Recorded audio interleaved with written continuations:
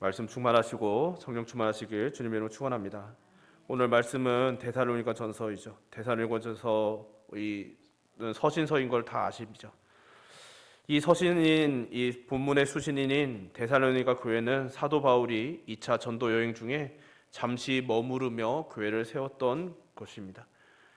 원래는 그렇게 머무를 계획이 없다가 이제 쫓겨나서 이 데살로니가에 잠시 머물렀던 것이죠. 근데 그곳에 잠시 머무는 동안 열매가 있어서 교회가 세워지게 되었습니다. 그런데 그곳에 오래 머물면서 말씀을 가르치고 양육하지 못하고 유대인들이 거세게 반발하였으므로 인해서 서둘러 떠나야만 했던 교회가 바로 데살로니가 교회였습니다. 그렇게 아쉽게 이별했던 데살로니가 교회에 대해서 바울 사도는 걱정이 많았다라고 데살로니가 전서에 기록하고 있는 것이죠. 왜냐하면 함께 있었던 시간이 너무 짧아서 제대로 가르쳐주지 못한 것이 많았기 때문인 것이죠. 그래서 걱정스러운 마음으로 디모데를 보내 하긴 하였는데 다녀온 디모데가 가져온 소식은 바울에게 큰 기쁨이 되었습니다. 그리고 오늘 본문은 그런 기쁜 바울의 심정이 고스란히 담겨 있는 것이죠. 예를 들면 기쁨, 감사, 보답, 사랑, 넘치게, 거룩 이런 단어들을 사용함으로써 긍정적인 표현들을 사용하고 또 연이어서 우리가 이제는 살리라 모든 기쁨으로 기뻐하니 능히 어떠한 감사로 하나님께 보답할까 같은 데살로니가 교회를 향한 최상급 표현들을 사용하는 것을 우리는 보게 되는 것이죠. 데살로니가 교회를 걱정하며 마음을 졸이던 바울은 디모데를 통해 그들의 믿음을 듣고 또 안도하게 되었고 데살로니가 교회의 안정과 자신들의 마음의 짐을 내려놓게 하신 하나님께 크게 감사드립니다. 그래서 8절은 이렇게 시작되는 거죠. 그러므로 너희가 주 안에 굳게 선즉 우리가 이제는 살리라. 아멘. 짧은 이 한마디이지만 매우 간절한 그의 고백인 것이죠. 너희가 주 안에 굳게 선즉 그들의 믿음에 흔들림이 없는 모습을 묘사하는데 먼저는 굳게 선즉이라는 표현입니다. 원어상 서다 서 있다라는 이 단어 굳게 서다라는 뜻은 확고히 서다 버티다 그러니까 흔들리지 않는다라는 뜻이 있는 거죠. 요동하지 않고 흔들림 없이 서 있는 모습을 의미합니다. 마치 내진 설계가 잘 되어 있는 그래서 지진이 와도 굳건히 버티는 건물과 같은 모습을 묘사하는 것이죠. 그런데 우리 모두가 알듯 아무리 내진 설계를 잘한다 하더라도 그 기초가 되는 바탕, 즉 그 터, 기반, 그 땅이 너무 중요하죠. 설계를 아무리 잘한들 그 땅이 버텨주지 못하면 무너지기 때문입니다. 그래서 그 터에 대한 표현까지 함께 포함하는 것이 바로 이 굳게 선적인 것이죠. 주 안에 정말 그냥 굳게 선 것이 아니라 주 안에 굳게 섰다라고 고백합니다. 옥중서신에 자주 사용되는 표현들이 있는데 바울이 사용하는 표현들이 있는데 그리스도 안에, 예수 그리스도 안에, 그리스도 예수 안에와 같은 표현들을 자주 사용합니다. 십자가를 통한 하나님의 사랑을 세워야 할 견고한 터는 이 닦아둔 것 외에 능히 다른 터를 닦아둘 자가 없으니 이 터는 곧 예수 그리스도시라라는 말씀처럼 예수 그리스도 안에 세워져야 한다는 것을 분명히 알았고 그것을 모든 서신서에 걸쳐서 반복해서 강조하는 것이죠. 그래서 갈라디아 교회처럼 갈라디아 교회는 아시듯이 율법주의 터 위에 세워졌습니다. 그러니까 물론 복음을 위해 섰지만 그 안에 율법주의가 크게 힘을 가지고 있었죠. 그래서 자꾸 율법으로 복음을 얽어매려고 하는 경향이 있었습니다. 그런데 그런 율법주의 위에 새 언약의 법으로 주신 복음은 세워질 수 없음을 경고한 바가 있는 것이죠. 그처럼 율법주의 위에는 복음이 세워질 수 없고 또 율법주의뿐만 아니라 아테네에서와 같이 철학이나 인본주의 위에 혹은 끊임없이 변하는 세상의 문화 위에도 세워질 수 없는 것이 바로 복음입니다. 즉 어떠한 좋아 보이는 것들을 가져와도 복음 위에 서지 않으면 예수님 위에 서지 않으면 절대로 복음은 설 수 없고 교회는 세워질 수가 없는 것이죠. 교회 같은 것들만 세워질 뿐입니다. 간절히 바라고 있는 이 자리에 있는 저와 여러분 우리 모두는 주님 위에 주 안에서 복음의 터인 교회를 세워가는 공동체 되시기를 주님의 이름으로 축원합니다. 오직 우리 주 예수 그리스도 안에 세워져야만 하나님께서 책임지시는 견고한 요새가 되는 것이죠. 그렇게 오늘 본문의 고백과 그 안도함은 데살로니가 교회의 믿음이 주 안에 굳게 선 믿음이었다는 확신의 고백이기도 하였습니다. 그런 고백을 이어서 바울은 9절에 이렇게 고백하죠. 우리가 우리 하나님 앞에서 너희로 말미암아 모든 기쁨으로 기뻐하니 너희를 위하여 능히 어떠한 감사로 하나님께 보답할까. 바울은 데살로니가 교회와 자신이 살게 하신 하나님께 영광을 돌리고 있습니다. 너희들이 살고 내가 살게 되었다. 우리가 살게 되었으니 이제 그렇게 해주신 하나님께 어떻게 해야 이 기쁨의 감사를 제대로 표현할 수 있을까라는 벅찬 감정을 고백하고 있는 것이죠. 우리 하나님 앞에서 바울은 언제나 하나님을 의식하는 삶을 살았고 특히 이 데살로니가서에서 이런 표현을 자주 쓰는 것을 우리는 봅니다. 1장 3절에서 우리 하나님 아버지 앞에서 끊임없이 기억함이니 2장 19절에서는 우리 주 예수 앞에 너희가 아니냐. 그리고 오늘 본문 13절에서는 하나님 우리 아버지 앞에서 거룩함에 흠이 없게 하시기를 원하노라 라고 끊임없이 이런 표현, 하나님 앞에서라는 표현을 자주 쓰고 있는 것이죠. 우리의 아픔도 환난도 기쁨도 하나님 앞에서 가치가 있습니다. 그리고 그것은 하나님을 의식하고 하나님께서 보시기 때문인 것이죠. 그래서 바울은 그것을 알았기에 우리는 하나님 앞에서 있다라는 것을 강조하고 있는 것입니다. 그리고 그 기쁨의 원인은 너희로 말미암아 또는 너희를 위하여 즉 데살로니가 교회로 인함이고 그 감사와 기쁨의 크기는 모든 기쁨으로 기뻐한다. 또 능히 어떤 감사로도 묘사할 수 없는 최고의 감사와 기쁨임을 고백합니다. 그리고 그 넘치는 기쁨과 감사는 사람으로서는 불가능한 것을 가능으로 바꿔주신 하나님께 어떻게 보답할까라는 것이죠. 사실 이 바울 사도의 이 고백은 타당한 것이죠. 바울이 믿음의 사람이고 복음의 사람이었지만 그가 아무리 생각해도 데살로니가 교회가 든든하게 서는 것은 불가능에 가까워 보였던 것입니다. 왜냐하면 가르쳐줘야 할 것을 가르쳐주지 못했기 때문인 것이죠.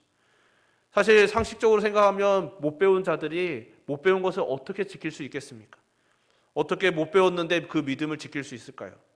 그런데 그 상식적으로 일어날 수 없는 일이 일어난 것이죠. 그러니 사도 바울이 생각하기에 이것은 있을 수 없는 일인데 일어났으니 인간으로서는 불가능한 일이 일어났으니 바로 하나님께서 가능케 하신 하나님의 일이었다라고 고백하는 것이죠. 그러니 불가능한 일을 가능케 하신 하나님께 어떻게 해야 보답할 수 있을까? 이 말은 즉 어떻게 해서도 보답할 수 없는 하나님의 은혜를 어떻게 우리는 감당할 수 있을까라는 고백이기도 한 것이죠. 오늘 우리도 같은 은혜를 누리며 살아가고 있습니다. 제가 사역을 하면서 거듭해서 느끼는 것은 내가 할 수 있는 일은 하나님의 일이 아니더라고요. 하나님의 일은 제가 열심히 노력해서 수고하고 머리를 굴리고 계획을 세워서 실행해서 이루어질 수 있는 일들, 계산해서 될 것 같은 일들은 사실 하나님의 일이 아닌 것 같습니다.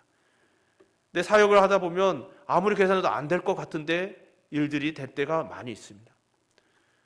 열심히 노력해도 내 능력으로는, 나의 체력으로는, 나의 언변으로는 될 것 같지 않은데 이 일은 때로는 어떤 무너진 공동체가 회복될 것 같지 않은데 그 자리를 지키고 있는 것만으로도 하나님께서 그 일들을 이루시는 것을 여러 차례 보아온 것이죠.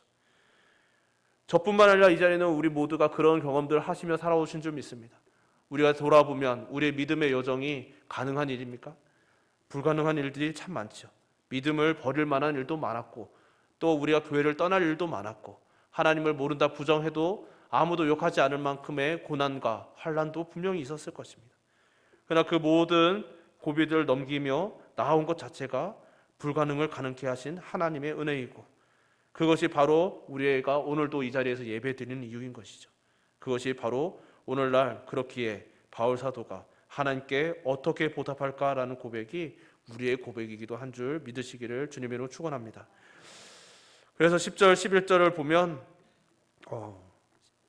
10절 11절 보면 이제 기도하는 자세와 또 기도로 이어지는 것을 우리가 보게 되는 것이죠. 기도하는 바울의 자세 속에서도 데살로니가 교회를 위한 애정과 간절함이 잘 드러나는 것을 우리는 봅니다. 본문만 보면 바울이 데살로니가 교회만을 위해서 기도하는 것처럼 보입니다. 그 정도로 이 데살로니가서에서는 오직 정말 데살로니가 교회를 향한 간절한 마음과 그런 기도를 간구가 담겨 있는 것이죠. 주야로 심히 간구함은 10절에 나와 있는데 10절에 이렇게 시작되는데 밤낮으로 기도한다라는 뜻이죠. 말 그대로. 근데 이것은 뒤에 5장 17절에서 쉬지 말고 기도하라라고 당부한 것과 연동이 되는 것입니다. 그러니까 뒤에 5장 17절 우리에게도 너무나 유명한 너희들이 쉬지 말고 기도하라는 이 당부는 사실 자신이 데살로니가 교회를 위해서 기도하는 모습이었던 것이죠. 정말 밤낮으로 쉬지 않고 데살로니가를 향한 기도를 하였습니다. 너무나 근심이 되었기 때문인 것이죠. 하나님, 저들에게 가르쳐 주지 못한 것이 많고 저들은 모르는 것이 많아서 믿음을 못 지키는 것이 너무나 당연한데 하나님 어떻게 하면 되겠습니까? 라는 간절한 마음으로 쉬지 않고 기도하였던 모습들이 담겨 있는 것이죠. 말 그대로 밤낮으로 하나님께 부르짖었던 것입니다. 여기서 사용된 심히 간구함에서 심히는 무엇을 넘어서 그 이상이라는 뜻이 있습니다. 그리고 간구는 간청하다, 구걸하다, 애원하다의 뜻이 있는 것이죠. 즉 이렇게 애원하는 것 이상을 넘어서 마치 생존을 걸고 구걸하는 것보다 더 간절하게 밤낮으로 하나님께 기도한 내용은 데살로니가 교회 성도들의 얼굴을 보고 싶다는 것이었습니다. 이것은 단순히 그들의 얼굴을 보고 싶어서 부르짖은 것이 아니라 너희 믿음이 부족한 것을 보충하게 하려는 이유 때문이었던 것이죠. 그러나 앞에서도 이미 너희의 믿음의 역사와 사랑의 수고와 우리 주 예수 그리스도에 대한 소망의 인내를 우리 하나님 아버지 앞에서 끊임없이 기억함이라거나 너희 주의 말씀이 너희에게로부터 마게도냐와 아가야에만 들릴 뿐 아니라 하나님을 향하는 너희 믿음의 소문이 각처에 퍼졌으므로 우리는 아무 말도 할 것이 없는 증거를 비롯해서 너희가 우리에게 들은 바 하나님의 말씀으로 받은 때에 사람의 말로 받지 아니하고 하나님의 말씀으로 받음이니 진실로 그러하도다. 이 말씀이 또한 너희 믿는 자 가운데서 역사하느니라라는 내용들은 그들의 신앙을 칭찬하는 내용들이었습니다. 즉 이미 그들의 믿음은 칭찬받아 마땅한 믿음임을 인정한 바 있는 것이죠. 그럼에도 그들에게 부족한 것들을 그래도 그들의 믿음이 더 굳건하게 서기를 바라는 마음으로 만나기를 고대한다는 강구를 하고 있는 것이죠. 사실 오늘 본문 직전 구절인 6절과 7절 그리고 오늘 본문 말씀의 시작인 8절에 너희 믿음과 사랑의 기쁜 소식을 우리에게 전하고 또 너희가 항상 우리를 잘 생각하여 우리가 너희를 간절히 보고자 함과 같이 너희도 우리를 간절히 보고자 한다 하니 이러므로 형제들아 우리가 모든 궁핍과 환난 가운데서 너희 믿음으로 말미암아 너희에게 위로를 받았노라. 그러므로 너희가 주 안에 굳게 선즉 우리가 이제는 살리라라는 말씀도 사실은 칭찬인 것이죠. 이미 그들의 믿음은 인정할 수 있었고 정말 칭찬할 만한 일들이 많았습니다. 그럼에도 불구하고 10절에 너희 믿음에 이 부족한 것을 보충하게 하려고 만나길 원한다고 이야기합니다. 대체 무슨 일이 있었기에 그럴까요? 데살로니가 교회의 믿음은 과연 칭찬받을 만한 것이었지만 정말 하나님께 영광을 돌릴 만한 놀라운 일이었지만 그러나 데살로니가 교회의 상황이나 이어지는 데살로니가서들의 내용들 속에서 짐작되는 문제들이 있었던 것이죠. 이것은 믿음의 역사가 짧은 까닭에 그들에게 열정은 있었지만 깊은 신앙적인 지식이 부족함에서 오는 문제였습니다. 특히 예수 그리스도의 재림에 대한 문제가 데살로니가 교회에게 있었던 것으로 여겨집니다. 그 중에 죽어 있는 자들이 어떻게 될 것인가 라는 것, 이미 먼저 죽은 자들은 어떻게 될 것인가 하는 문제들, 이것은 결국 부활의 문제와도 이어지는 것이죠. 이런 재림의 문제는 단순히 의문이나 궁금증에서 끝나지 않고 재림이 임박했다는 생각 때문에 일상에서도 게으르고 4장에 등장합니다. 천국을 꿈꾸며 감당해야 할 자신들의 역할을 하지 않는 것을 넘어서 오히려 위를 만들어내는 사람들까지 있었음을, 사고를 치는 사람들도 있었다는 것입니다. 그것을 보는 것을 우리가 보게 되는 것이죠. 또 다른 문제는 영적인 거듭남과 신령한 것들을 말하면서도 세상에서 육신적으로는 오히려 부도덕한 행동들이 있었다는 것을 또한 4장에서 지적하고 있습니다. 즉 열정은 있었지만, 그래서 그 열심으로 믿음은 지켰지만 칭찬받을 만한 모습들이 많이 나타났지만 지식이 모자라는 믿음으로 인하여 감정적인 문제들이 있었고 이런 것들이 그들에게 부족함이었던 것이죠. 그리고 그것을 채워주기를 소망하는 마음이 있었던 것입니다. 사실 이것은 오늘도 얼마든지 일어날 수 있는 현상이고 우리 주변에서도 보게 되는 일들인 것이죠. 그렇게 우리는 말씀을 날마다 가까이 하고 말씀을 공부하고 또 주의 도를 배워야 하기도 하는 것입니다. 간절히 바라기는 이 자리에 있는 우리 모두가 하나님을 아는 지식을 날마다 더하여 감으로써 우리의 믿음이 더욱더 순전하여지고 더욱더 아름다워지시기를 주님 이름으로 축원합니다. 그래서 11절부터 13절까지 기도가 이어지는데 하나님께서 지금까지 이루어진 역사도 감사함으로 또 하나님께 맡기고 있는 자세를 우리에게 보여줍니다. 이렇게 지금까지의 역사를 그대로 인정한다면 앞으로도 그 선하신 역사를 이어가 달라는 것을 꼭 강구하는 것이죠. 먼저 기도의 대상을 부름에 있어서 11절에서 하나님 우리 아버지와 우리 주 예수 그리스도를 함께 부르며 기도합니다. 이것은 주님께서 가르치신 기도의 모범이기도 한 것이죠. 그 기도의 내용은 여전히 우리 길을 너희에게로 갈 수 있게 하시오며 라고 반복되고 있는 것이죠. 그것이 데살로니가 교회로 가는 것을 허락해달라는 요청을 거듭해서 하고 있다는 것입니다. 사실 성경적인 문법에서 같은 내용을 반복하는 것은 최상급의 표현인 것이죠. 그러니까 가고자 하는 마음이 간절하다라는 것입니다. 그리고 12절 13절에 계속되는 기도는 지금까지 헤아릴 수 없는 은혜로 데살로니가 교회에 복주신 하나님께서 예수 그리스도께서 이 땅에 오실 그 재림의 때까지 함께 하심으로 사랑이 넘치고 믿음을 더 굳세게 하시기를 구합니다. 그래서 성도들과 함께 이 땅에서 주님께서 다시 오시는 그 날까지 구별되고 흠이 없는 믿음을 지켜갈 수 있게 되기를 기도하고 있는 것이죠. 바울의 바람은 그것이었습니다. 자신이 데살로니가 교회를 사랑하는 그 사랑으로 그들 또한 사랑으로 연결되기를 바랐습니다. 그리고 자신이 그들을 그리워하였듯이 그들도 서로 지체들끼리 형제 자매들끼리 사랑이 더 넘침으로 서로를 그리워하고 사랑 안에 엮여 있기를 원했던 것이죠. 왜냐하면 하나님의 사랑의 은혜가 넘치면 넘칠수록 좋은 것이기 때문입니다. 그래서 사도 바울은 에베소 교회를 위해서도 같은 간구를 한 적이 있는 것이죠. 능히 모든 성도와 함께 지식에 넘치는 그리스도의 사랑을 알고 그 너비와 길이와 높이와 깊이가 어떠함을 깨달아 하나님의 모든 충만하신 것으로 너희에게 충만하게 하시기를 구하노라. 아멘. 물론 여기서는 그 사랑이 우리가 너희를 사랑함이라고 하였지만 데살로니가 교회의 지체들, 성도들, 형제 자매들 간의 사랑인 이 피차간과 그것이 더욱 넘쳐서 교회 밖의 모든 사람들에 대해서까지 넘친다면 바랄 것이 없다는 것이기도 한 것이죠. 이것은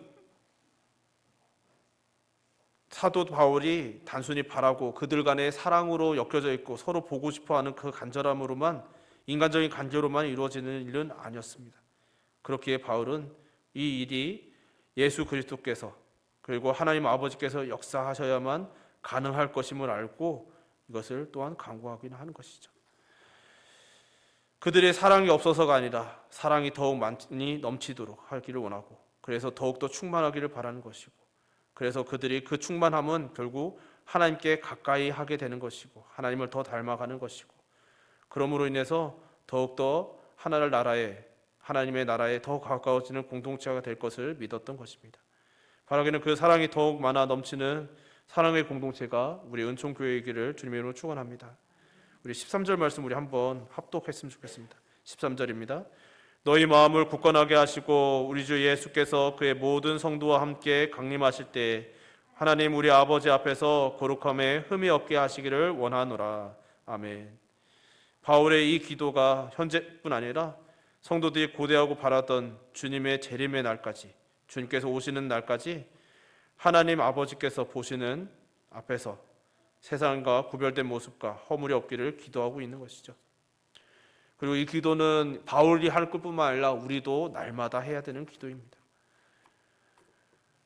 정말 여기서 13절에서 너희 마음을 굳건하게 하시고 라고 표현이 되어 있는데 이것은 앞에 두 절과 함께 그러니까 11절 12절과 함께 하나님께서 성전 삼으시고 계시는 믿음의 자리이며 또 우리의 뜻을 좌우하시는 마음이 그러니까 하나님께서 계시는 성전으로 흔들림 없기를 구하고 있는 것입니다. 그러니까 우리의 마음과 생각을 지켜주시기를 구하고 있는 것이죠. 그래서 우리들 또한 바울처럼 교회와 형제 자매들 위해 기도하며 하나님께서 우리의 마음의 성소를 더욱 온전히 세워주시기를, 예수 그리스도를 소망할 수 있기를 소망하고 있는 것입니다. 우리 모두가 이 소망으로 또 살아가고 있는 것이죠. 그리고 바울이 이제 우리 주 예수께서 그의 모든 성도와 함께 강림하실 때라는 표현을 함으로써 이것은 유대인들의 그 기대에, 메시아에 대한 기대를 그대로 반영하고 있는 말씀인 것이죠. 스가랴서에 보면 나의 하나님 여호와께서 임하실 것이요 모든 거룩한 자들이 주와 함께 하리라라고 기록한 바 있습니다. 정말 이 그런 구약에서부터 이어지는 메시아에 대한 열망을 같이 담고 있습니다. 그러니까 과거로부터, 구약으로부터 이어지는 그 소망이 지금 우리가 예수 그리스도를 바라보며 구하는 소망과 다르지 않다라는 의미가 담겨 있는 것이죠. 이 바울의 기도는 그때 데살로니가 교회 성도들이 보는 그 편지를 보고 있던 그 순간뿐만 아니라 정말 지금 우리 모든 믿는 사람들의 삶이 하나님 앞에 인정받는 삶을 되기를 기도하는 것입니다. 그러니까 우리는 이 말씀을 볼 때마다 우리도 그러하기를 소망합니다. 정말 주님께서 오시는, 정말 그의 모든 성도들과 함께 강림하실 때에 우리도 흠이 없기를 소망합니다라고 간구해야 하는 것이죠. 우리의 신앙은 현재도 중요하지만 바울이 고린도 교회와 데살로니가 교회와 여러 교회들에게 당부하시는 하는 것처럼 믿음을 마지막 날까지 거룩함에 흠이 없어야만 합니다. 물론 이것은 지금부터 그때까지이기 때문에 정말 우리가 지금 완성되지 않았다고, 지금 우리에게 흠과 티가 보인다고 절망하고 좌절할 일도 아닌 것이죠. 우리를 그 날까지 이끌어 가실 하나님, 정말 우리를 견인해 가시고 이끌어 가실 하나님을 신뢰함으로 우리가 마침내 흠이 없게 설 것을 기대하고, 그리고 또한 우리 또한 하나님 앞에서 그 안에 여호와의 존전 앞에 서기까지 지키기 위하여 몸부림쳐야 하는 것이죠. 그리고 이것은 언제나 하나님 우리 아버지를 의식하는 데서 시작되는 것입니다. 사도 바울은 오늘 본문 말씀을 통해서 끊임없이 반복하는 건 주 안에서, 하나님 앞에서를 끊임없이 반복합니다. 그러니까 우리가 정말 내가 열심을 다해서 사랑하고 여러 가지 좋은 선하고 믿음 안에서 선한 열매들이 수없이 많은 것들을 드러낼 수 있겠지만 그 모든 것은 오직 하나님 아버지를 의식하는 것, 주님을 의식하는 것에서 이루어져야 한다는 것을 이 오늘 본문 말씀 구석구석에서 나누고 있는 것이죠. 그리고 그렇게 하나님을 의식하며 행할 때 그것은 자연히 세상과 구별된 거룩한 모습이 되고 흠이 없게 되는 것입니다. 말씀을 맺겠습니다. 우리는 늘 받기를 바라고 또 내어준다고 하더라도 받을 것을 기대하고 계산하며 내어줍니다. 그래서 받을 것이라고 기대하였던 것을 못 받았을 때 자신이 준 것을 손해보았다고 생각하며 감정의 상함뿐만 아니라 관계의 파탄도 이루어지는 것을 수도 없이 보는 것이죠. 그러나 설사 그러한 마음이 우리 믿는 사람들에게도 있다 할지라도 우리도 결국 인간의 한계를 벗어날 수 없음으로 인해서 정말 그런 계산을 안 하지 않죠. 그럼에도 불구하고 그들의 부족한 것을 채워주기 위해 만나고 싶어하는 자세를 가지려고 애써야 합니다. 왜냐하면 하나님께서 먼저 우리에게 그런 마음의 자세로 다가왔고 오늘 본문을 쓴 사도 바울도 그런 모범을 보이며 그런 기도의 모범을 우리에게 보여주었기 때문인 것이죠. 그리고 그것이 하나님의 사랑, 주 예수 그리스도의 사랑을 받은 자들의 결론적인 삶이기 때문입니다. 그러니 우리가 서로를 위하여 기도하는 공동체 되시기를 주님의 이름으로 축원합니다. 정말 서로를 위하여 기도하되 그 기도는 우리 주님께서 다시 오실 때까지 우리가 주님 앞에 서고 주님을 다시 뵐 때까지 서로 사랑함으로, 그리고 그 사랑이 세상 사람들에게까지 넘치기 위해서 기도하시고 또 그때까지 하나님 보시기에 거룩하고 흠이 없는 굳건한 믿음으로 세워지기를 더하여 기도하여 주시고 그렇게 하나님의 백성다운 삶을 살아가는 우리 은총의 식구들 되시기를 주님의 이름으로 축원합니다. 기도하겠습니다. 사랑이 많으신 하나님 아버지, 오늘도 이렇게 저희들 불러주셔서 감사드립니다. 주님의 은혜가 아니면 살아갈 수 없는 저희들이 오늘도 주님 앞에 나와 머리를 숙이고 주의 말씀을 들었습니다. 하나님, 사도 바울이 데살로니가 교회를 향하여 간구한 것들, 정말 하나님 데살로니가 교회를 인하여 하나님께 고백하는 것들을 돌아봅니다. 주 하나님 아버지, 그 고백을 통하여서 과연 우리 사람으로서는 이루어질 수 없는 일들이 이루어지는 것들이 하나님의 일임을 알고 또 그것을 보는 것이, 또 그것을 감사하고 감격하며 누리는 것이 성도의 삶임을 되새깁니다. 오늘도 우리도 지금까지 그 고백으로 달려왔음 또한 고백하오니 간절히 이 사실 우리가 결코 잊지 아니하고 지금까지 살아온 삶을 하나님의 은혜로 살아왔음을 고백할 뿐만 아니라, 그러니 앞으로 우리 앞에도 어떤 일이 있든지 간에 때로는 큰 산이 있다 할지라도 그 산조차도 평지로 바꾸실 하나님 아버지 은혜, 사람으로서는 바꿀 수 없는 그 은혜가 반드시 있음을 신뢰함으로 하나님과 동행하며 그 하나님 앞에서 거룩하고 흠이 없는, 그리고 하나님의 그 사랑을 품고 그 사랑으로 살아내는 성도 되기 위하여 애쓰고 힘쓰고 서로를 위하여 기도해 줄 수 있는 그런 믿음의 공동체 되게 하여 주시옵소서. 우리를 불러신 모든 은혜 감사드려오며 예수님 이름으로 기도드립니다. 아멘. 찬송